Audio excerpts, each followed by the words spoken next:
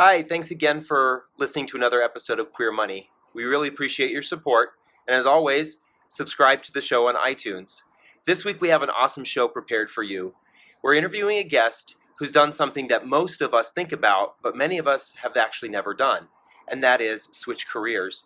He did that recently, and he has 4 steps that he shares with us that made his switch much more simple. So because so many of us think about this but don't actually do it, we thought this would be a great subject for Queer Money. As always, remember you can join the Facebook Queer Money group and get the newsletter at queermoney.net. Thanks again, and let's get on with this great show.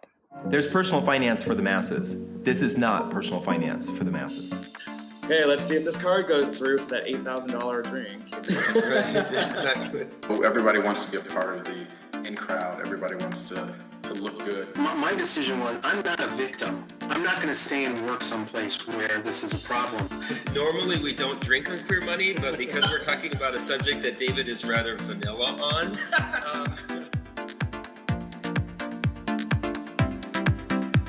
Grab a glass of wine because you're listening to Queer Money with the Debt-Free Guys.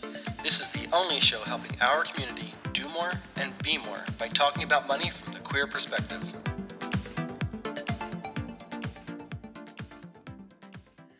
All right, thank you again for joining us for another episode of Queer Money. I'm David, and this is John. I'm John. And we have a great episode again for you this week. This week we're interviewing an individual who's made some significant changes in his life recently, and we want to talk about those changes and how they may be able to help you if you're going through similar changes and thinking about maybe changing your career.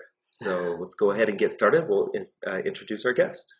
So we've got Bryan Thompson. Bryan Thompson is, formerly a tax attorney, and he's now becoming a financial advisor. Bryan is a member of the Queer Money community, and if you're not a member of the Queer Money community, please join us on Facebook. But we got word that Bryan was making a career change, and I thought this was a very interesting topic to discuss because, I just did some research recently, and about 60% of those in the 20-year-old demographic already want to make a career change, which is so soon after graduating college. I mean, in theory, they're not even in their careers for about 10 years. And then even just recently as well, about 73% of those in their 30s want to make a career change. And there are some obstacles and challenges to that. So we wanted to talk to Bryan because he's made that leap. So we wanted to figure out what his thought process was and how he got to where he is. So Bryan, if you don't mind, would you mind giving us a quick introduction of who you are and what it is you're doing? Sure. Yeah. Well, like you said, I was a former tax attorney and former tax attorney. and I decided after 10 years in practice that I wanted to do something else. My firm was splitting up. The two partners had this falling out. So I felt like it was a really good time for us to try something new and for them to go their separate ways. And so I've been planning really this for about 3 years.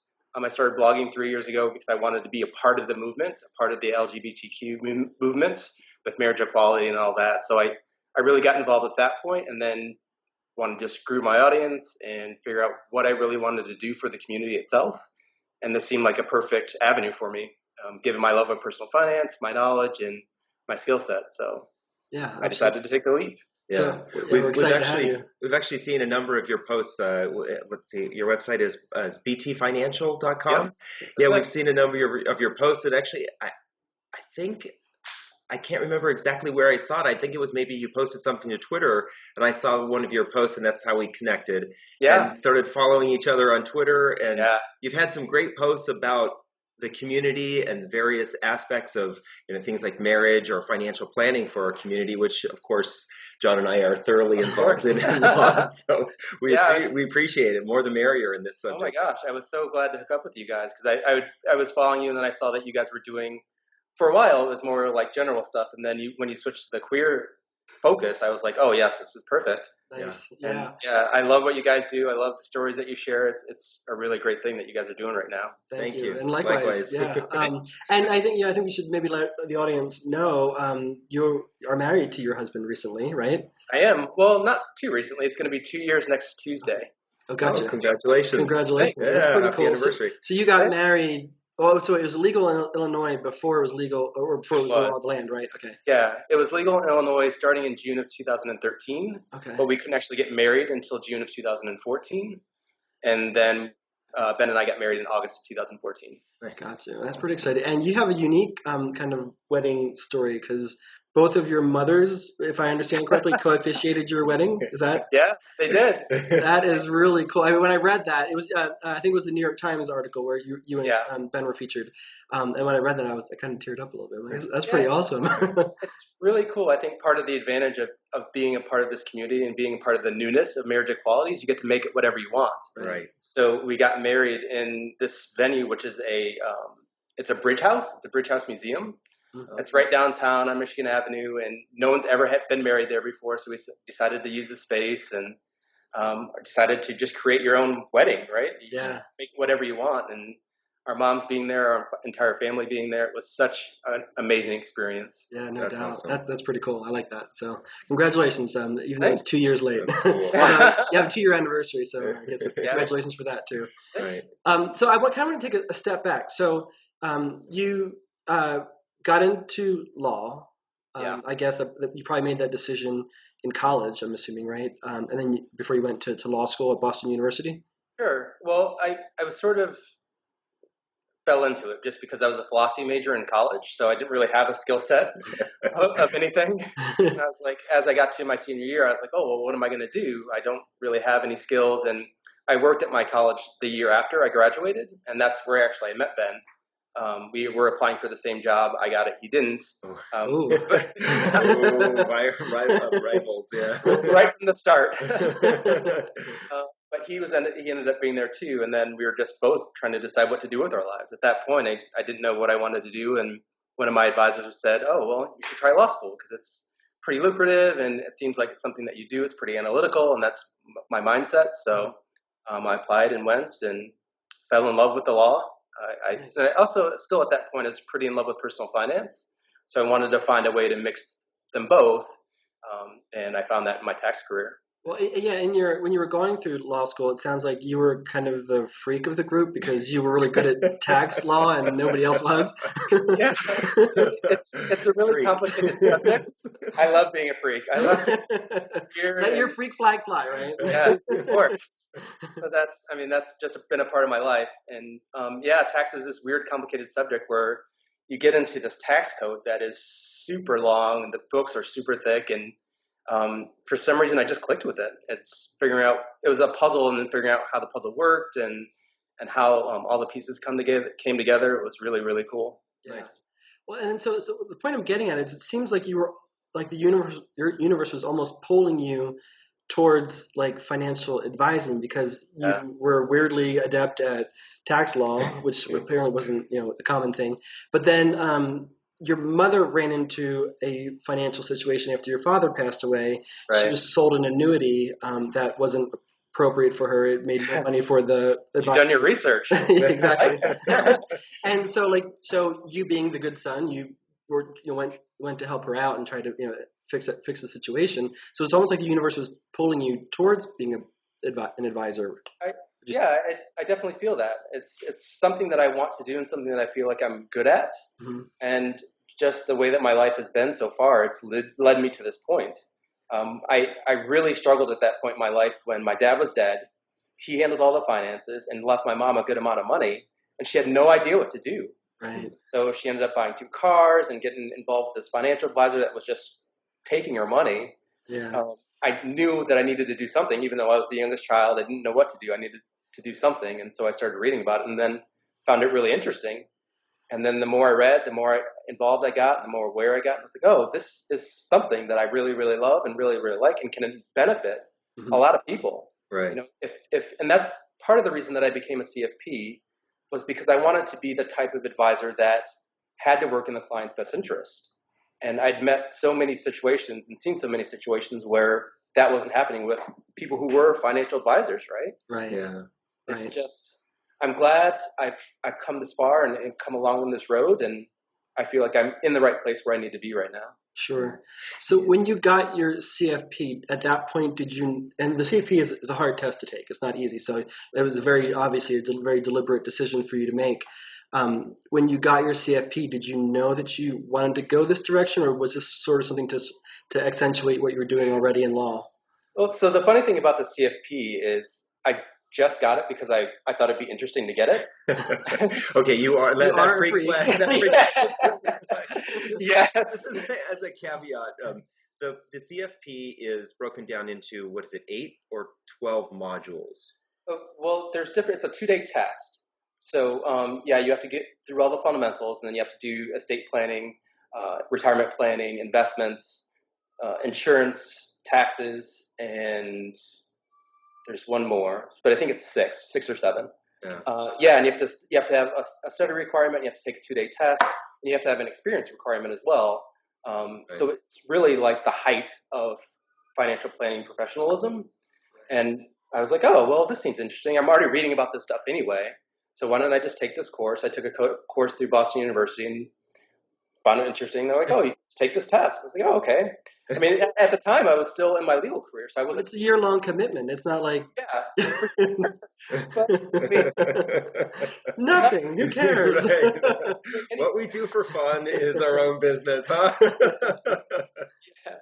And me spending my time like I would normally spend it. I'd spend it reading about taxes and insurance and how Interesting. that works. Yeah. And I loved it. And it's, yeah, it was sort of fortuitous. Like, oh, now I have this thing that I can use if I want to, but I don't need to use it. Right. And it was never really a plan at that point. Right. So then at that point, it was really just to benefit your law career and was something of interest to you. It wasn't necessarily a career path for you. Exactly. Sorry. Go ahead. Sorry. I have a question. So it seems to me that, and a lot of times people say this, that those who are successful are the ones who get into a career path that they love or they really enjoy. And from everything that you're saying, you were very analytical about the aspect of law that you went into. And as a hobby, you decided to take the CFP. So like John said, it almost was like either the universe was pulling you or you were pulling you were affirming this or attracting it to you, that this is the kind of career that would bring you not only satisfaction but potentially financial fulfillment. Yeah, and that's what sort of my parents had always taught me, is that you find something that you love and find a way to make it work for you. And when I realized those types of things and those types of things about myself, and I got comfortable with being a nerd, being somebody that could just be interested in personal finance, and that's okay. I just went with it. And and still to this point, that the LGBT thing is fairly new as far as marriage equality and the progress that we've made. And I just happened to be a part of that community and be a person who could be a voice in that community, as far as helping out with financial advice and sharing my story like you guys have shared yours, and just tell people that you can do this. There's people like you out there, and you can be successful at it. Yeah, right. Exactly. So when did you start to think about making a career change? So the firm, they had the big falling out probably at the end of 2015, somewhere around October, and then they made the definitive decision to split in December. So I was like, at this point, I need to figure out if I'm gonna. One of the partners was like, "Come with me. We're gonna help build this new firm," but I wasn't gonna be a partner in the firm. So I thought to myself, well, why would I help you build your own firm if I can do something myself? Right. And so then I started researching, and I found the XMyPlanning network, which has been a huge help as far as figuring out how a firm works, how you start your own firm, what you need to do, all the compliance things, the types of technology that you need to have to get things in order. And a part of it too is I was already doing it. There were people that I had friends and family that would come to me and say, "Hey, you're good at this stuff.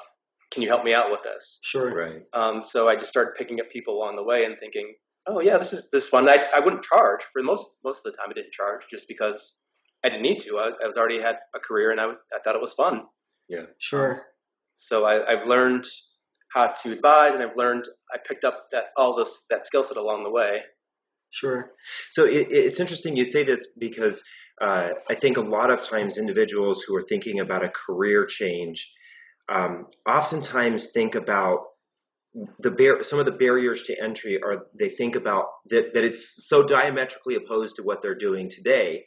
Yeah. But they don't necessarily think about what are all the skills that they have today that Right. can overlap or benefit them in the career direction that they want to take. If you're somebody in marketing, but all of a sudden you decide you want to be an artist, well, artists need to market themselves. Exactly. Or right. if you're in communications and you decide you want to become a blogger, well, you understand that there's communication aspects of that. So there's lots of areas of overlap. So some of the inhibitions that we may have may be put to rest if we just look at the skill set that we have already. Sure, and fear is a powerful thing, right? It prevents you from doing a lot of stuff. Right. And I'm a pretty conservative person to begin with. Like I'm very cautious about what I do and how I proceed with my life, very analytical and want to take my time. So it took me a while, probably longer than a lot of people, to make the decision to start my own firm.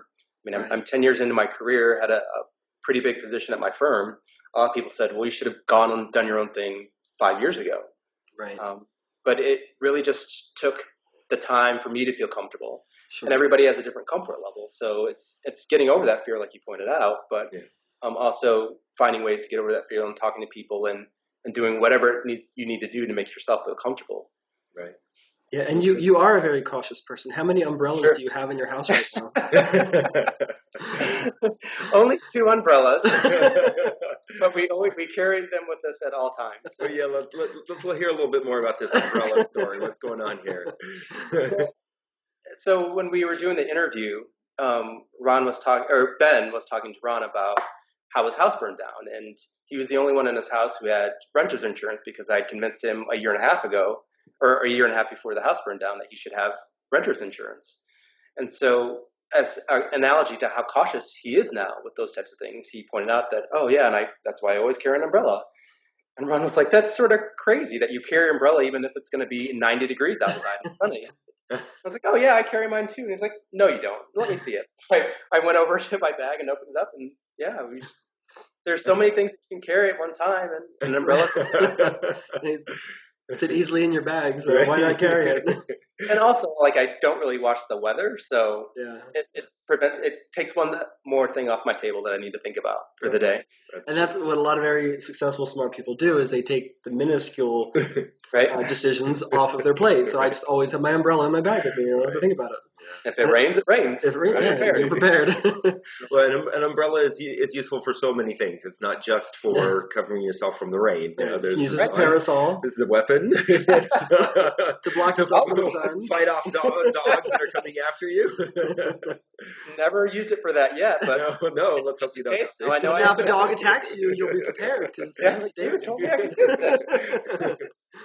What are those dinosaurs that have the big things that open up to make themselves look bigger? You just give it to the dog. You just all of a sudden you're all of a sudden massive. The dog gets scared and runs away.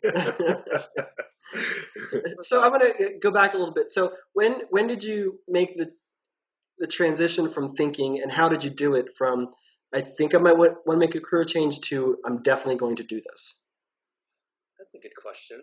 So I think, like I said, in December when I found the XMyPlanning network and I found that the firm was going to split, I sort of made the decision. Mm-hmm. I wasn't certain yet, but I started to take steps, and taking steps as far as getting the business registered, figuring out what steps I needed to take, and checking stuff off of the list. Right.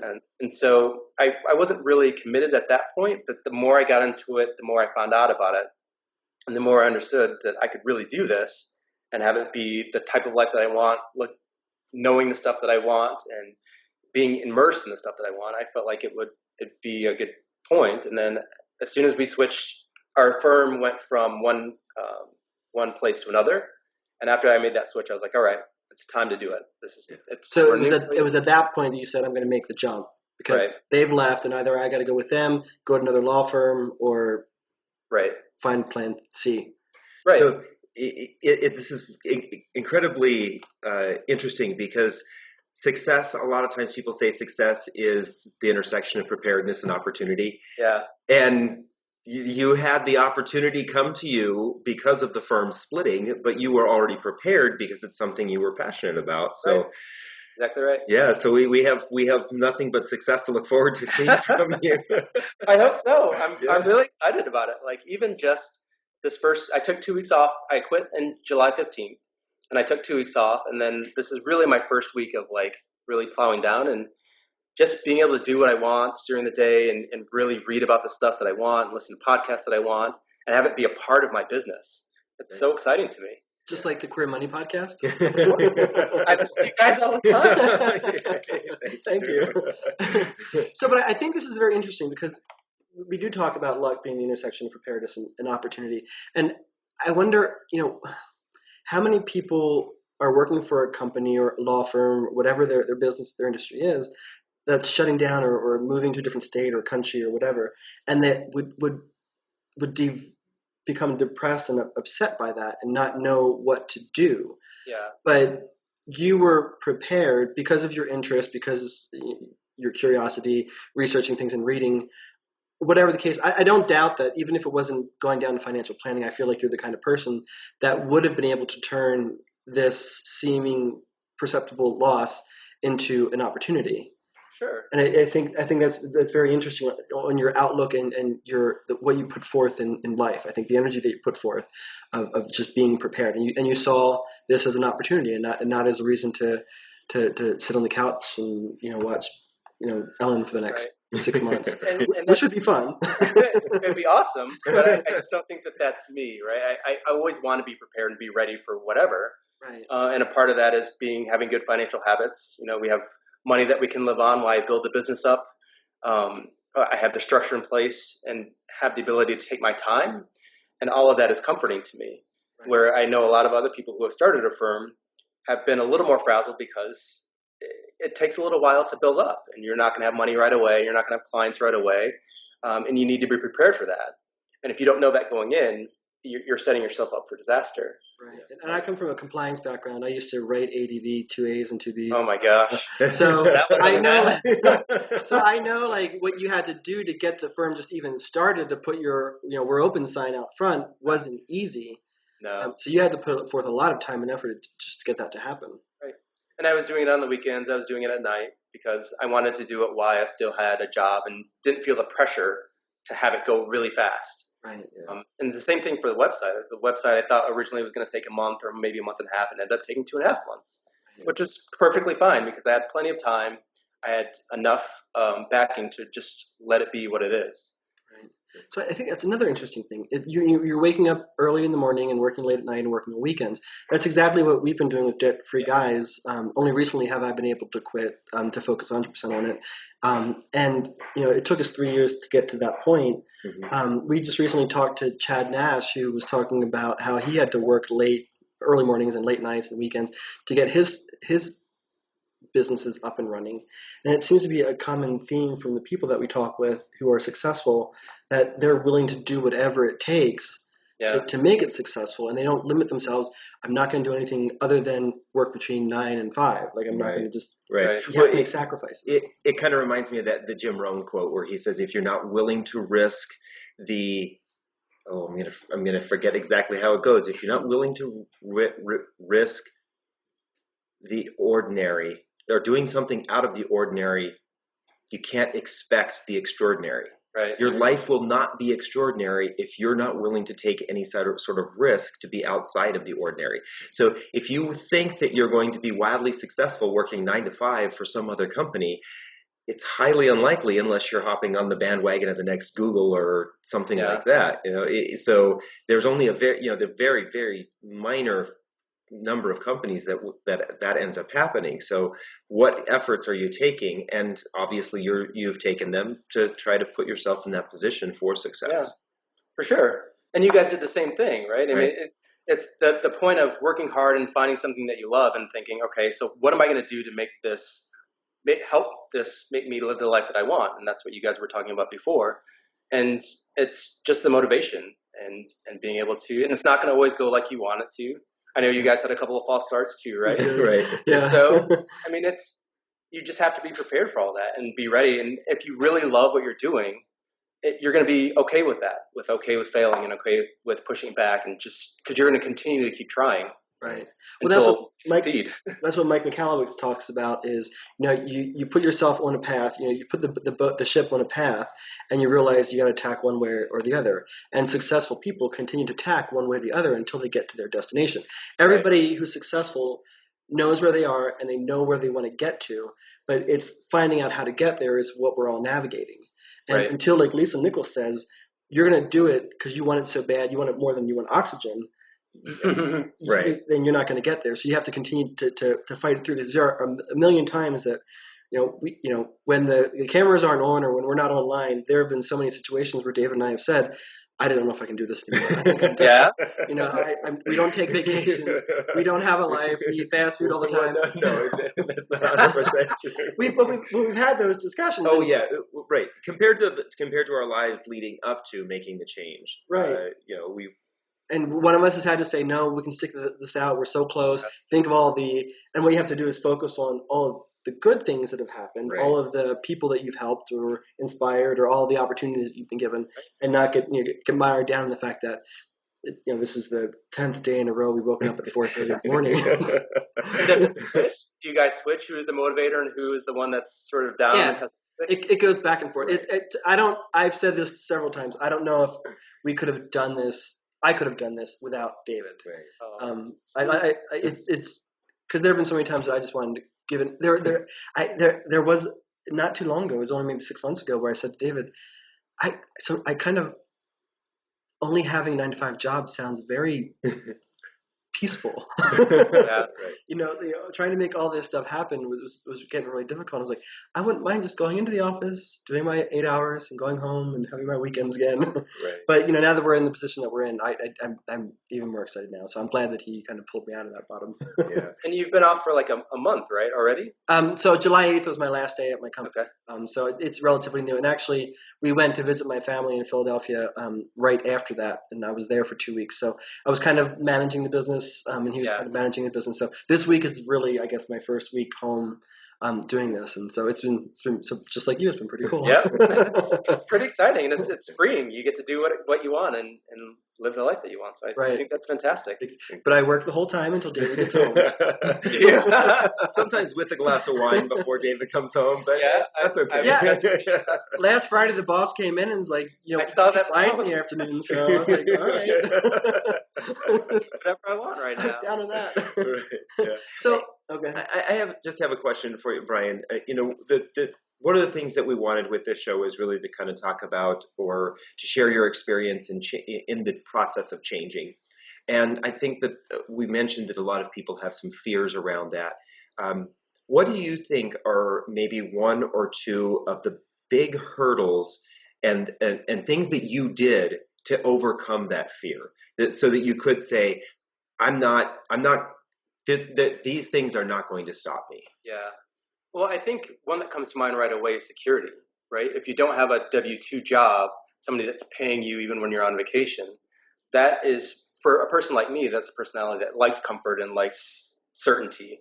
That was really the scariest thing. I don't know how long it's going to take me to build up a business. Right. I don't know how long it's going to take for me. I mean, we have a life, we have a house, we have, luckily my husband works, and we have plenty of savings, but that type of fear of not knowing where money would come from when you're so used to having it on a regular basis was a really scary thing for me. Yeah. And it took us having a lot of savings and knowing that my husband would work and how that would work if I had no income and we had to live off of his income. We figured all that out with spreadsheets, and it took a lot of pushing on my part because he was ready to go. Right. Ben was like, yo, no, we need to do this. We should have done this a little while ago. Let's just go. Oh, interesting. Because that was going to be one of my questions. How did you get Ben on board? But it sounds like he was on board to begin with. Pushing you. He was pushing. And I was like, all right, slow down a little bit. You gotta plan for this type of song. And so the planning and the preparation was what made me feel better. Mm-hmm. Right. And I think that's what is essential to having a successful launch is planning and having the right amount of time, having the right amount of effort, the right amount of research. It's not something that should be taken lightly. I understand that a lot of people want to do it, but it's a hard thing from what I understand and from what I've already experienced. It's hard. Right. And if you're prepared and you have the amount of preparation in place, it's going to make things a lot easier for you. Right. Aren't the things that are hard in life, though, those are the ones that we find out are worth working for. Right. They're the ones that Exactly we really right. enjoy the most. What comes easy, oftentimes we forget about so easily. Right. And it's because you appreciate how long and how much effort it's taking to get to this point. Yeah, Right. And exactly. being able to reflect and say, oh, right, I remember that this took a lot of work, and there were a lot of nights when we wanted to quit. Yeah. And then look at where we are now. I think that's really the important part, and that the gratitude that you guys talk about all the time, gratitude and thankfulness, those are all important things. Right. Yeah. So Absolutely. I think maybe we'll just ask, if you're thinking about this, if you're considering taking the leap of changing careers and you have fears, we'd love to hear what some of your concerns or worries are, and maybe we can get a conversation started on the Queer Money page or on our Facebook wall, the Debt Free Guys Facebook wall, or Twitter around this whole idea of what can we do to help allay those fears. We have a lot of individuals that we talk to who are very successful in their own rights, and they're a part of our community. So if you have any fears, feel free to comment on the Facebook page or the Queer Money Facebook page, or just send us a tweet, and we'll get that added in and respond to you. Absolutely. So thanks, Bryan. We appreciate your comments there. Of course. So it sounds like you did you analyzed the situation a lot and probably set various goals, one of them being financial goals, before you decided to say, this is what we're going to do. Yeah. I guess one of the hobbies that you two have on the weekends is to streamline colors in Excel. Well, that's my hobby. I would stay far away from that. I love Excel spreadsheets, and I have them for every aspect of my life, whether it's tracking my food or tracking my income and expenses, my workouts. All of that are on Excel spreadsheets. So they're all color coded, and I don't know. I love playing with spreadsheets. I love having data in front of me and having things that I can really analyze and look at. So you're a true analyst. Sure. Yep. But a lot of that, so to me, what that says is that's part of the preparation. You knew what your situation was, you knew where you wanted to get to before you were comfortable taking the leap, and then you did what you had to do to get there. Right. And that's to me, that's probably one of the big keys for somebody who wants to take the leap is analyze your situation, figure out what you need to do to get to a reasonable comfort level. Don't wait till everything's ideal, because it's never going to be ideal. There's always a sense of fear. Even when I was leaving at it, there was a sense of fear, even though I knew we were comfortable with our finances and with him having a job. But definitely, don't just walk into the office in the spur of the moment one day and say, I'm out of here, and then try to start a new career, because that's when it's scary. But if you are prepared for it, you get yourself to that point, then that's when it can be, you position yourself better for success. Right. Right. Yeah. And I think you actually are very right to point out that it's never going to be a perfect time. There's always going to be something in the way, or something that you probably want to get done better, or something just a little bit better. And at some point, you got to take the leap. Right. And that's to me the other hard part. You'd ask the two things that I think were the hardest. The other hard part is being like, all right, well, here we go. And that's also a very scary thing, like going in and telling my boss that this is it. I know I've been here for 9 years, but it's time for me to go. Right. Yeah. And that's interesting too. It's one of the questions I had is, you obviously had a support system throughout your last 9 years, both familial and employment. How did your family and how did your colleagues and coworkers support this change? Everybody's been super positive and super supportive. I'm very lucky to have a lot of good people around me, especially my husband, who is always motivated and always behind me and always willing to say, yes, you can do it. You can do it. I believe in you. And those types of things help tremendously. And even though, when I hear people say, you can do it, I'm still cautious. Like, I want to recoil back, but it helps having positive people and having people, like when my website launched, having people share it and say how proud they were of me. Those types of things feel good. Right. It's definitely. It's true. It's one of the things that we recommend in our book, The 4 Principles of a Debt-Free Life, is at the very beginning is to get somebody who can be a part of your support system. Whether that's a spouse or another family member or a friend. Oftentimes, you talked about the ups and downs that we've gone through in our time period of working as debt-free guys, and we have been we've been at the opposite ends of the rope. Sometime, one of us is pulling the other one up when we're down, and so, or pushing the other one up in front of us, So Right. and that's what those support systems can really do for us. Whether it's, like I said, it's a friend, a family member, whomever. It's especially beneficial when it's a spouse, because when you're lying in bed and you're thinking about the day, the fears of tomorrow, being next to the person you love and being able to share those fears or express those concerns and have them hold your hand and say, we can get through this together, is one of the best feelings in life. And I think that's I think that's one of the reasons why, as a community, we've fought so much for recognition of our relationships, is because we want that kind of relationship just like everyone else does. Yeah, and we already have them, right? We already have that supportive spouse, but then they're not able to be recognized as our husband or our wife. Right. And they deserve that recognition because they're that person in our lives who's been there Ben has been in my life for the past 15 years. And I can't imagine what my life would be without him, and without his support, and without him pushing me when I needed a push, or without him pulling me back. Well, he never really pulls me back. I'm always the one that's like, no. Well, it sounds like you and David have great husbands, I have to say.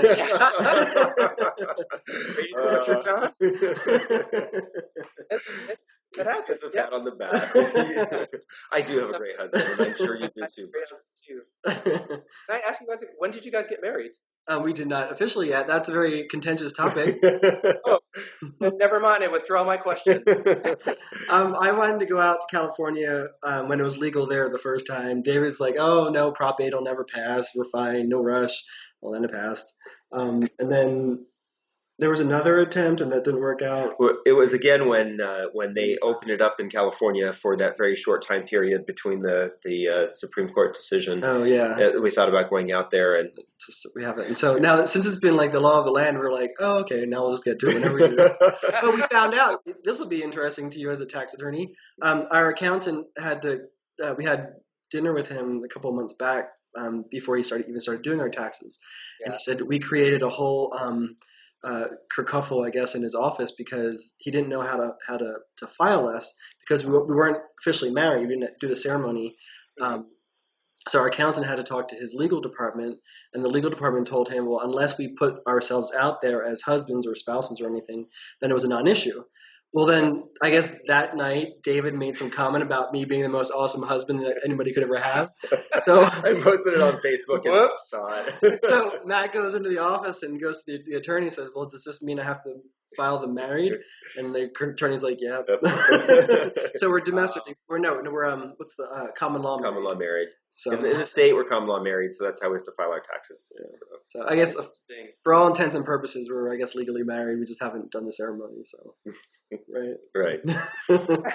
So that's our story. It's been a very circuitous path to here. Yeah, I feel like I've heard a lot of your story, but I hadn't heard that part of it. So I'm glad I got that. About that. Yeah. You should. I think that would be really interesting. I would definitely read it. So one last question I have for you before I want you to I want to talk to you about what your business is and what you're doing for the LGBT community. Yeah. What if somebody's looking to make a career change? You're talking to a 20-something, 30-something person who's looking to make a career change. What advice do you have as somebody who's in the process of doing that now? Be prepared. So do what you need to do do the research, make sure that you understand what exactly you're getting into, and take your time figuring it out. It doesn't have to happen right away, and I think it's going to be more beneficial down the road if you take the time now to do the preparation and make sure that you are ready for what this step is, because it's going to be a pretty big step. Yeah, that's what I'm getting from a lot of this is just put yourself in the position of preparation. You know, even if you don't know the direction you're going, just kind of keep the door open, whether that's reading, networking, talking to friends and family. Just kind of always keep the doors of opportunity open so that when they come to you, you take that You'll be ready. chance. Yeah, exactly. So that's cool. Thank you for that. Sure. So I want to talk with you about. We want to talk with you about what you're doing. So you started your own advisory business, which didn't take. Yes. That was a difficult hurdle to overcome legally and regulatorily and all that kind of stuff. So what is BT Financial, and what's your target market, and what are you trying to achieve exactly? So my target market are Generation X and Generation Y LGBT couples. And I wanted to focus on couples just because that's my experience right now. And that's with all of the changes with marriage equality and the hurdles that we still have to get over with income inequality and discrimination at work. And I remember your podcast on coming out at work. All those things are still very, very pertinent. So I wanted to make sure that I was in a place that could help our community and help the people who are experiencing those changes right now wade their way through it. Right. So, yeah, I'm doing comprehensive financial planning, and I'm making sure that we take care of all aspects, not just investments, but taxes, insurance, estate planning, making sure that you have the knowledge that you need to have a successful financial life.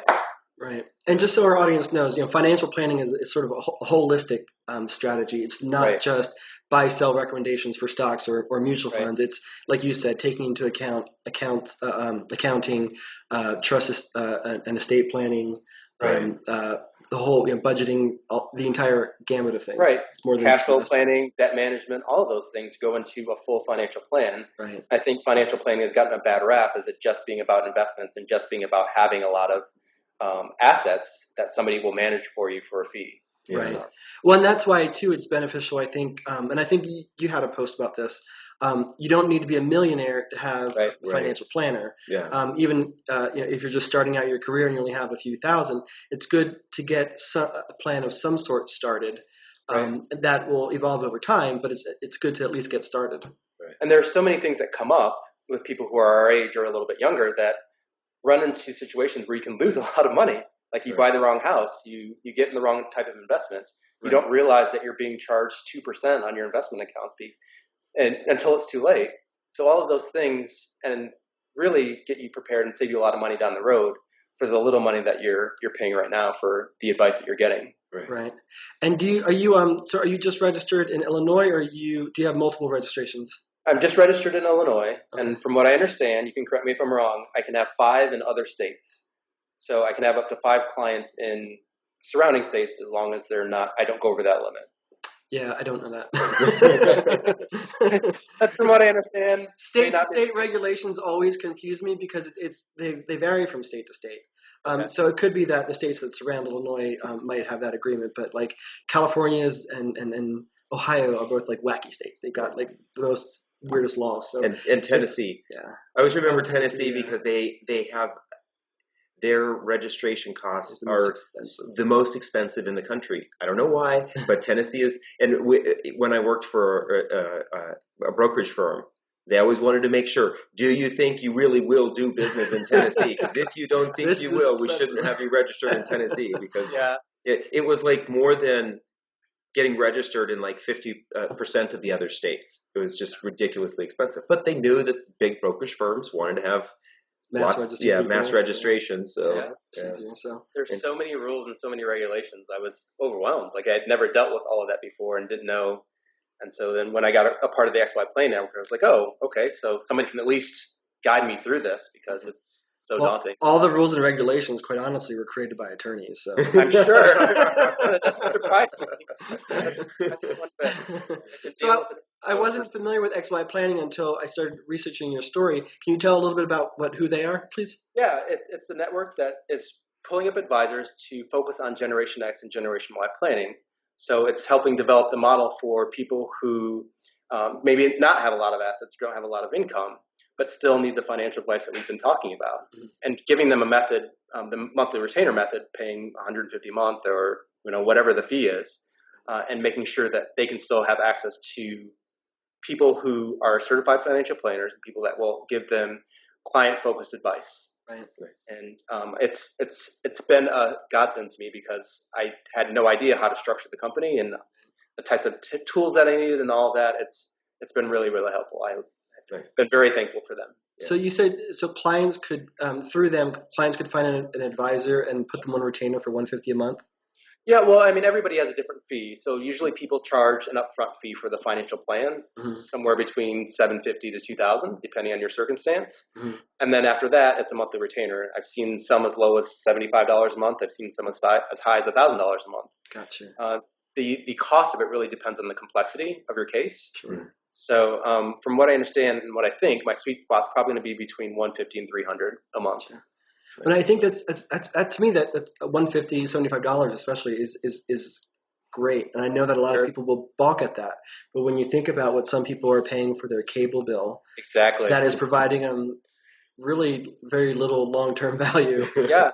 Even though, Game of Thrones is fun, it's only going to take you so far. Right. Where if you could get an advisor who is looking out for your best financial needs on retainer for $150, that's they're going to save you more money than you could ever imagine for that $150 a month. Right. Just by having a plan and knowing what you need to do and having somebody there that you can talk to and work through the financial situation so you don't make really big mistakes. And we've all made them, obviously, but having that person in your corner is going to be a real benefit. It's just about prioritizing your spending. Absolutely. Like you're right. You can find $150 a month. Most people can't. You can. Yeah. The advisor should be able to help find that for you. Yes, I'm sure I could help. That could be your first test. Find my missing Absolutely. So where could our audience find you, your website and everything else that you're doing? So my website is btfinancial.com, and then I'm also at Twitter at Bryan Financial. Also on Facebook, and then also part of the Queer Money community. Yeah, I love posting there. So all of those places. Oh, I'm also on LinkedIn. I've just started that back up again. I'm not very good at LinkedIn yet, but I'm also there. Absolutely. Cool. Yeah, you've been sharing some of your articles, and I think they've been great. And you have a great perspective, and I love how you're coming from it. I always feel like you're coming at it from the husband's perspective, which I think is great. And since you're targeting couples, that's obviously very important. So you have a great voice there. Thanks. I think Queer Money is a very powerful thing, and it's going to be a powerful thing. You guys are doing a great thing by starting it up. And as the community grows and as people realize that the importance of having this knowledge and having this understanding, it's just going to grow and grow. I'm so excited to be a part of it. Yeah, we just think, I think coming from our background in the queer community, we know that a lot of people, especially when we were younger, we paid no attention to our finances, and that's how we got into the trouble that we are. But based on the interviews that we've done, the market research that we've done, by and large, the queer community still isn't paying attention to their finances. And so, like you, our goal is to try to make us better positioned financially, so that we have better quality of lives, but then also so that we can continue to fight for equality, because we haven't gotten there yet. It'll probably be a never-ending fight, but money helps fund that. Yeah. Right. And I think what you guys have said from the beginning, is sharing stories and having people out and seeing people and seeing how diverse the queer community can be, and showing people that there are people out there like you. There are people in your circumstance. You can do it. They did it. You can do it too. Exactly. Yeah, and if you can make a career leap from being an attorney to a financial planner, somebody else can do the same thing, or something as scary as it seems to them. So, thank you very much for being on the show. We're very excited. My pleasure. I'm so excited to talk to you guys, and I'm probably going to see you in a month and a half. Right? You guys going to FinCom? Oh yeah, you're going to be there. I will be there. Oh, awesome! That'll be fun. Yeah, it's going to be a good contingency of queer money pros there. Yeah, exactly. David Ray is going to be there. David Ray's been on a couple of our shows. Yeah. And we know of a couple other folks who are coming, so we should maybe have a party. Yeah, exactly. I'm excited to meet you guys in person. Definitely. Absolutely. So, cool. Thank you for coming on our show. We'll have this posted and published probably in the next week or so. Yeah. Sounds good. Thank you. Thank you. Thank you, guys. Yep. Take care. Bye-bye. Thanks again for joining us for another episode of Queer Money. We really had a great time with Bryan on this one. We wanted to recap these 4 great points for you, and if you're thinking about switching your career. So, the number one important thing here is to remember to leverage your current skills. We all know more than we think we do, and oftentimes we forget the things that we can use to our advantage. So take inventory of your skills before you think about switching careers. It actually can help you be more prepared when talking with someone about the reasons why you're making a career change. The second thing here is to plan to work hard and to have no excuses. You're switching careers, you're taking on a new job, and you're doing all of this for growth, not only personally, but also financially. And that growth will not come without a little bit of effort. The third thing here is to analyze your current situation and be prepared. Remember Bryan and his husband? They spent time thinking about not only personally but financially how this change would impact them, and they prepared in advance. The fourth thing here is don't wait for the perfect time. The perfect time doesn't come, but if you're prepared and plan ahead, you can create the perfect time for yourself. And at that point, you will be able to take the leap and soar in a new career. Thanks again for watching Queer Money. Join us online on the Facebook group, and as always, please subscribe to the podcast on iTunes. Thank you. Okay, we just serviced you. Now you get to service us by subscribing to this podcast on iTunes and signing up for the Queer Money Lifestyle newsletter at queer.money. Well, I'm not really gay. Would help me if I had a personal chef made all my healthy meals for me. Right. So instead, I'll have a Snickers tonight for dinner. The other end, I like the butts. So.